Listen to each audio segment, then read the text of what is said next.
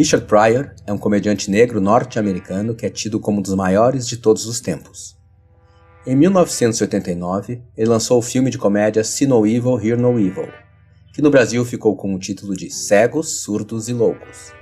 Nele, Pryor interpreta Wally, um homem que tenta de forma cômica esconder que é cego.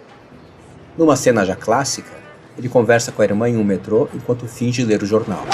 Ela questiona por que ele acha que consegue fingir que enxerga perfeitamente. Diz que é uma coisa doentia, como se ele estivesse tentando se passar por branco. Nessa hora, o personagem se levanta apavorado. Quer dizer que eu não sou branco? Ele diz, fazendo um escândalo. Por que você não me contou isso antes? Sabe quantas coisas eu vou ter que ajustar?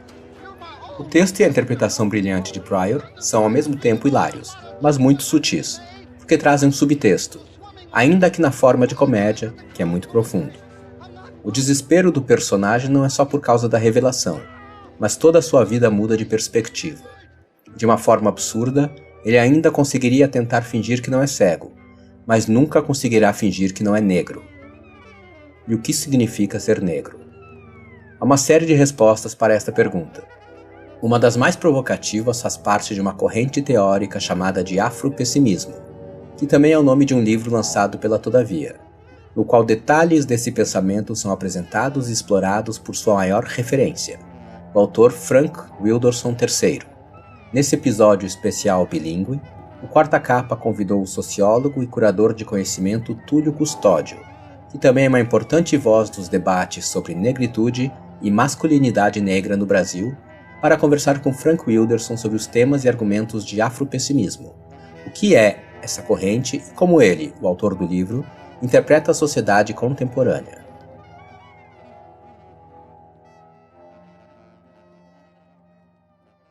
No feed do Quarta Capa, este episódio foi lançado em 2 versões. Esta que você está ouvindo utiliza os trechos em inglês sem nenhuma tradução. Se você quiser ouvir a versão com contextualização em português, é só tocar a outra versão no feed.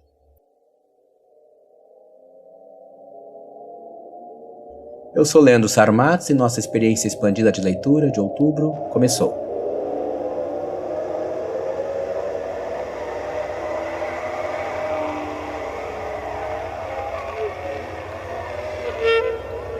Desde que surgiu, o afropessimismo vem provocando diferentes reações dentro das discussões dos estudos raciais. Muito disso vem não só do seu conceito, que é bem desafiador, mas da qualidade e carisma do discurso de Frank Wilderson III. Na conversa que teve com Túlio, isso ficou evidente logo de cara, durante sua apresentação. And I would like to start that you introducing yourself, like to what the people in Brazil doesn't know about you. Who is Frank Wilderson III? Well, the answer to that question is depending upon if you talk to my friends or my enemies. O interesse de Frank em questões sociais e políticas começou bem cedo. I was politically educated by the assassination of Martin Luther King, which led to 1968 was a pivotal year around the world. And so all that was happening around the world when I was 12, 13, 14, and 15. Because I spent so much time on university campuses, I was educated by those people who were students and then becoming guerrillas, students and then becoming social disobedient activists, students and then becoming revolutionaries. So that was the most kind of transformative portion of my life. Frank contou que chegou a ser corretor da Bolsa de Valores por 9 anos. Depois foi para a África do Sul durante o Congresso Nacional da África, dividido na época por um conflito interno no qual Frank ficou com os comunistas, que no fim perderam a disputa para a chamada ala moderada. Depois, interessado em escrita criativa, se tornou PhD em teoria crítica. Como Túlio comentou com Frank, o próprio termo afropessimismo em si já é intrigante.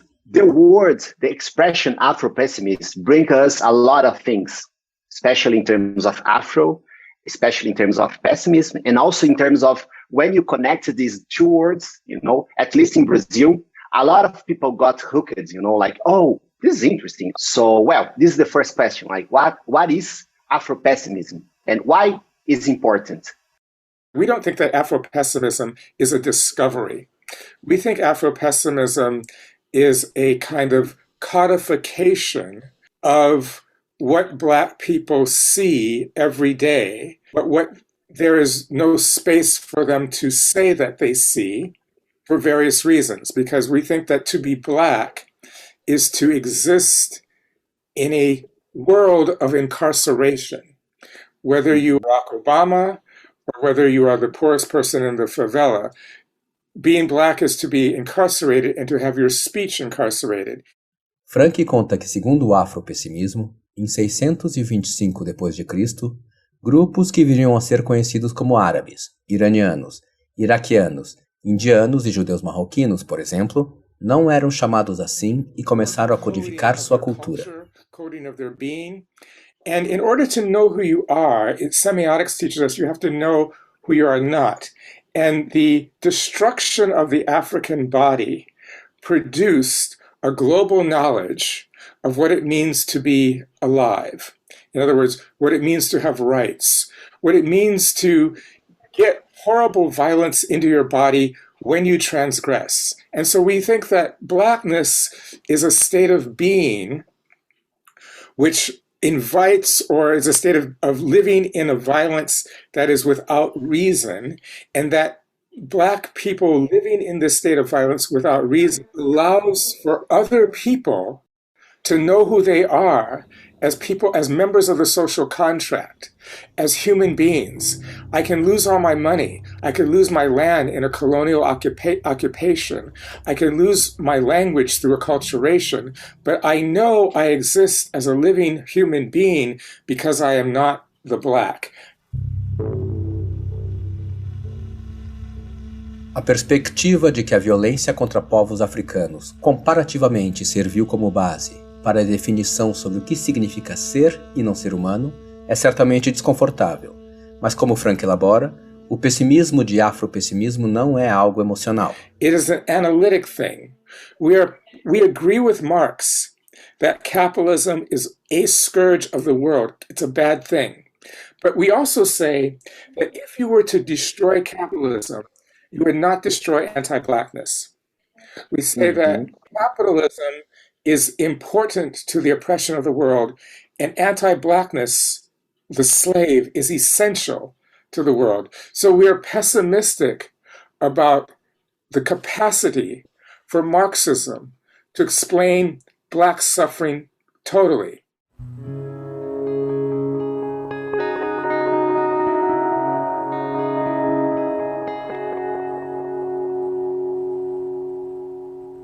Tão rico em sua abordagem, o afropessimismo influencia e ressoa em correntes críticas para muito além dos Estados Unidos. No Brasil, convidamos o professor Osmundo Pinho, professor da Universidade Federal do Recôncavo da Bahia, UFRB, autor de Cativeiro, Antinegritude e Ancestralidade, para falar sobre a relevância do afropessimismo e sua contribuição no debate crítico brasileiro. O afropessimismo de Frank Widdowson situa a violência antinegra no centro da edificação desse mundo antinegro no qual vivemos hoje em dia. É um mundo definido pela escravidão africana, pelo colonialismo e pela permanência da identificação entre a posicionalidade do negro com a posicionalidade do escravo. Certamente que esse é um aspecto que às vezes também parece um pouco chocante do ponto de vista brasileiro ou latino-americano, mas é preciso reconhecer que a escravidão, a experiência da escravidão e a permanência, digamos assim, de paradigmas operativos, não, da possibilidade da escravização permanecem presentes em nosso horizonte social. Então é nesse sentido que também o Widdowson se apoia na ideia de morte social desenvolvida por Orlando Patterson para construir também essa identidade, essa identificação entre a negritude contemporânea, digamos assim, e a situação do escravo, não? O reconhecimento dessa identidade também é o combustível para uma teoria crítica de grande radicalidade, não? Então acredito que também a conjugação da sofisticação teórica da grande habilidade discursiva de Wilderson, com a radicalidade crítica, não, que nos obriga, digamos assim, a enfrentar o mundo em sua negatividade mais profunda, em sua negatividade que nos constitui como sujeitos, não? Também essa mesma radicalidade nos obriga a, digamos, a reconhecer que o horizonte emancipatório para o povo negro na diáspora encontra identidade com o fim desse mesmo mundo antinegro. De outro ponto de vista também, eu ressaltaria alguns aspectos relacionados, digamos assim, à conexão do pensamento afropessimista à realidade brasileira ou afro-brasileira, não? Um aspecto que chama a atenção e vale a pena ressaltar é o modo como a própria tradição cultural, as formas expressivas, tomou a escravidão sob a alcunha de cativeiro como uma categoria central de conexão entre a identidade e a historicidade. O cativeiro, a escravidão, está presente em canções populares, nas rodas de capoeira, nos sambas de roda, na imaginação africana, não? Presente nos terreiros de candomblé, nas casas de macumba, pelo Brasil afora, não? Então essa coexistência, digamos assim, da morte social aliada à força e a vigor da tradição afro-brasileira permitiram que emergisse uma categoria como o cativeiro, não? Notadamente em práticas performativas, não? Como, por exemplo, o Negro Fugido no Acupe, na região de Santa Amaro, na Bahia, no próximo a Santa Amaro, na Bahia, onde uma comunidade descendente de escravizados, de quilombolas, não, exorciza a morte social, exorciza a escravidão e os horrores do cativeiro por meio de práticas performativas. Outro aspecto, enfim, acho fecundo assim para o debate brasileiro tem a ver sobre mesmo, digamos, a natureza humana ou reconhecimento, digamos assim, existencial e jurídico da pessoa do escravo. Um autor como Jacob Gorender oferece crítica tanto a leituras que, segundo a sua perspectiva, faziam uma reabilitação da escravidão, não? Quando enxergam na escravidão possibilidades de negociação que ele, Gorender, imagina contratuais, não? Para Gorender, é possível encontrar a agência subjetiva do escravo, particularmente no vínculo com o trabalho, com a categoria trabalho, não? Quer dizer, por meio da relação com o trabalho que o escravo se reconhece como uma pessoa, ainda que não seja do ponto de vista jurídico formal. Então, para essa atenção também na historiografia, o afropessimismo e a centralidade da escravidão e do escravo oferece também, eu acho que um espaço de debate muito rico no Brasil e em outros contextos também da América Latina. E por fim, quer dizer, também no horizonte cultural histórico da América Latina, uma formulação, uma categoria como a de Lélia Gonzalez, não? Como ela define a experiência, digamos, africana, afro-brasileira, afro-latino-americana e afro-indígena em nosso continente, como também construtores de uma nova temporalidade, espacialidade, de uma nova relação com a história e com o corpo, que define, como eu diria, um novo conteúdo de origem, de lugar, não? Americano e não mais meramente americano, não? Então a americanidade de Lélia Gonzalez também, de algum modo, oferece uma perspectiva de debate crítico para a recepção do afropessimismo no Brasil.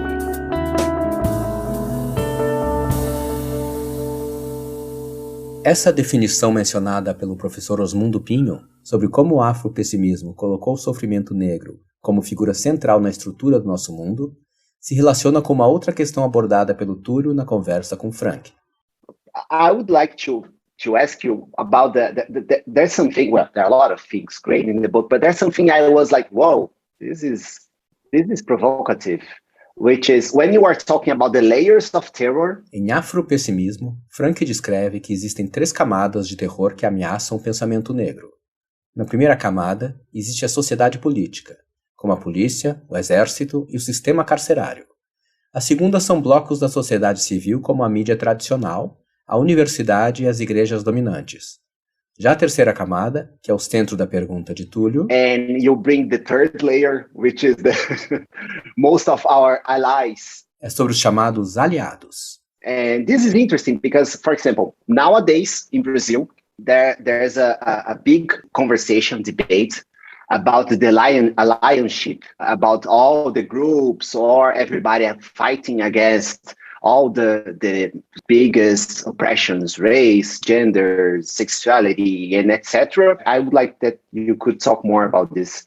There's something valuable about the multiracial coalition in that people coming together can probably fight against the immediate hydraulics or pressures, capitalism or patriarchy, in the immediate moment. Okay, that's important, but we're also seeing something in San Francisco and in Oakland with multiracial organizations that we belong to, which agreed with the assumptive logic of Marxism or the assumptive logic of psychoanalysis, and yet those spaces, as revolutionary as they were closed to a conversation from Black people in Oakland who are saying, look, the police will shoot brown people because they transgress. The police will shoot us because it's a form of ritual, psychic healing. It's a pleasure activity to mutilate the Black body. It's not utilitarian. It's not about capital. It's not about this, that, the other. It's about the pleasures of mutilation. And this is what we get from slave narratives. Because the slaves didn't analyze it, but they're talking about, whoa, how can it make sense to whip people at night to the point where their backs are opened, cut open, and then expect them to pick 500 pounds of cotton the next morning? That doesn't make economic sense. Karl Marx, when he wrote for the New York Herald, he was here for 2 years as a journalist. He said, I don't understand the capitalism of the slave plantation because the mutilation of Black bodies is forcing underproduction of the South. What he did not understand is that the mutilation of Black bodies brings its own value, pleasure, community building, family relations. It's like going to the movies or having a picnic. That's what it produces.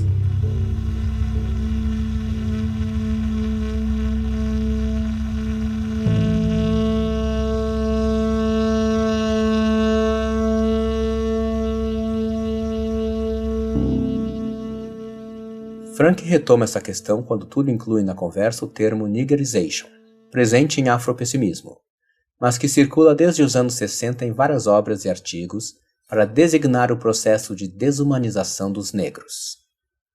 Ele usa como exemplo o fato de que judeus foram mortos asfixiados e queimados em câmaras, mas que para receber a projeção antissemita de alguém, eles teriam que aparecer agindo como judeu.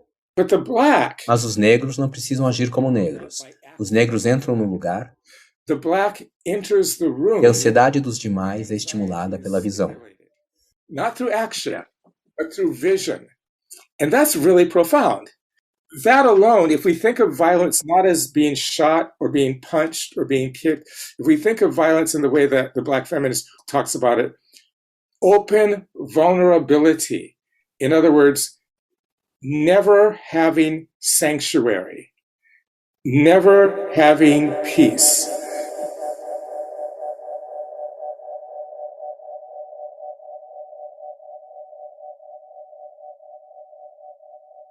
A perspectiva de um mundo antinegro ser mais profunda até que o capitalismo é um debate controverso, atual, e entre suas questões que mais dividem está a constatação de que este é um problema sem solução conhecida. Mas ao contrário do que alguém possa pensar, não é uma visão passiva ou derrotista. Black rage is the most dangerous psychic dynamic in the world.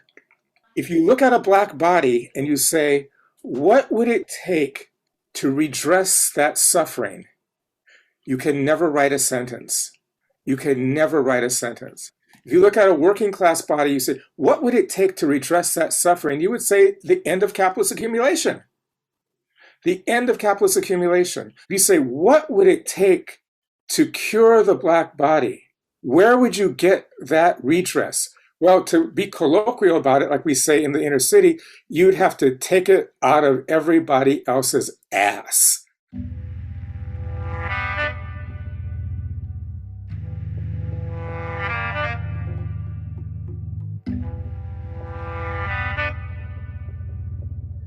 Na visão de Frank do afropessimismo, o racismo, a violência contra os negros e a própria ideia de negritude só serão superadas com a dissolução desse mundo e da própria ideia do que é humano.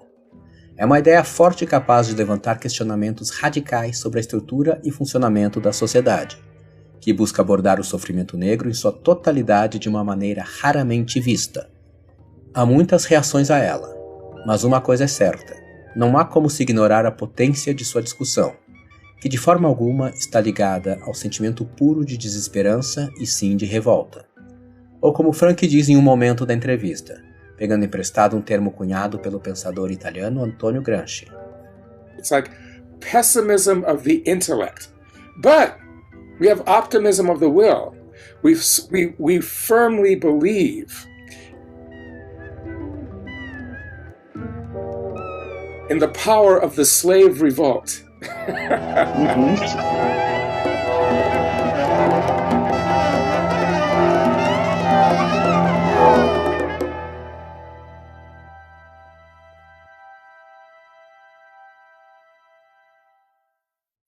A quarta capa de Afropessimismo diz o seguinte: